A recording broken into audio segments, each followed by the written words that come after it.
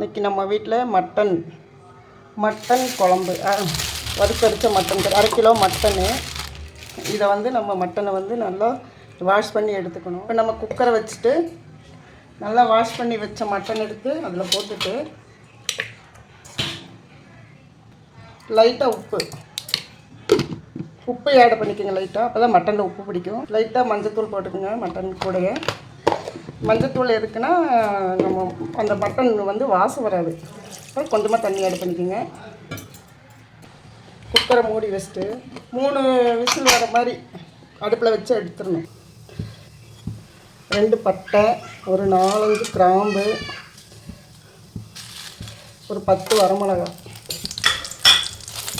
நல்லா கொஞ்சம் லைட் வணக்கி எடுத்துட்டு, மல்லி ஒரு 2 ஸ்பூனு,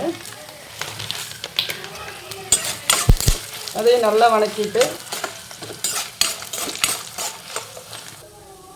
ஒரு 15-20 வெள்ளைப்பூண்டு, ஒரு 10-20 வெங்காயம், சின்ன வெங்காயம் தான் இந்த குழம்புக்கு ரொம்ப டேஸ்ட்டாக இருக்கும்.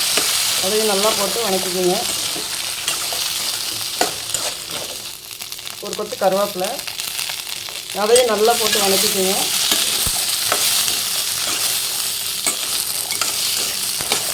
நல்லா வணங்கணும். ஒரு 1/2 ஸ்பூன் குருமிளகு நல்லா போட்டு வணக்கிக்கோங்க.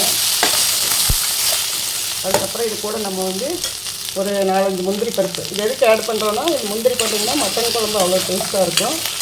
இந்த மாதிரி நீங்கள் செஞ்சு பாருங்கள். ஒரு நாள் செஞ்சு பார்த்துட்டு இப்படி இருக்குன்னு சொல்லுங்கள். ஒரு ஸ்பூன் ஜீரகம்,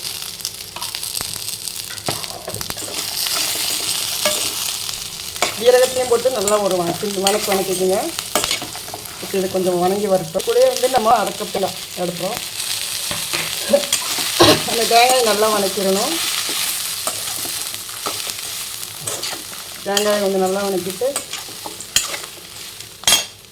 இது நல்லா வணங்கிடுச்சு.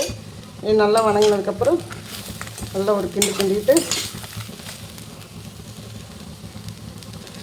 அடுப்பு ஆஃப் பண்ணிடுங்க.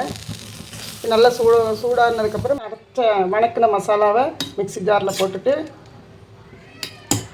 எல்லா மசாலாவும் போட்டுட்டு நம்ம வந்து லாஸ்ட்டில் தான் நான் இஞ்சி போடுவேன். ஏன்னா எங்கள் அம்மா சொல்லுவாங்க இஞ்சி வந்து வாசமாக இருக்கணும். அதுக்கு என்ன பண்ணணும், வாசமாக இருக்கணும்னா லாஸ்ட்டில் தான் போடணும். மிக்ஸி ஜார் கழுவி கொஞ்சம் தண்ணி ஊற்றுக்கணும், கொஞ்சமாக ஆட் பண்ணிக்கோங்க.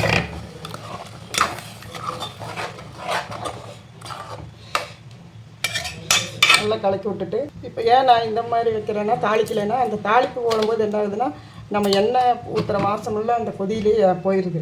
அப்புறம் அந்த டேஸ்ட்டே இருக்கிறது இல்லை குழம்பு. அதனால் நல்லா குழம்பு வந்ததுக்கப்புறம் லாஸ்ட்டில் தாளித்து வைக்கணும். ஒரு தாளிப்பு போட்டால் வேலை முடியுது. இப்போ வந்து அடுத்து நம்ம மட்டன் போட போகிறோம். மட்டனில் லைட்டாக உப்பு போட்டிருக்கோம். குழம்புக்கு தேவையான அளவு உப்பு போடலாம். இப்போ மட்டனை போடுறோம்.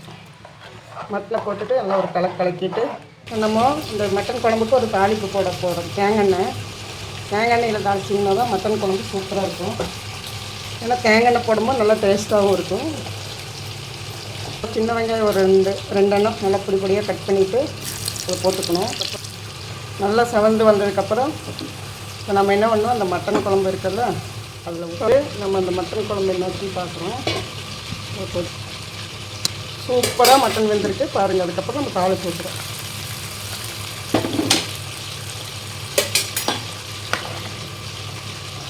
அவ்வளோதான். நான் கடை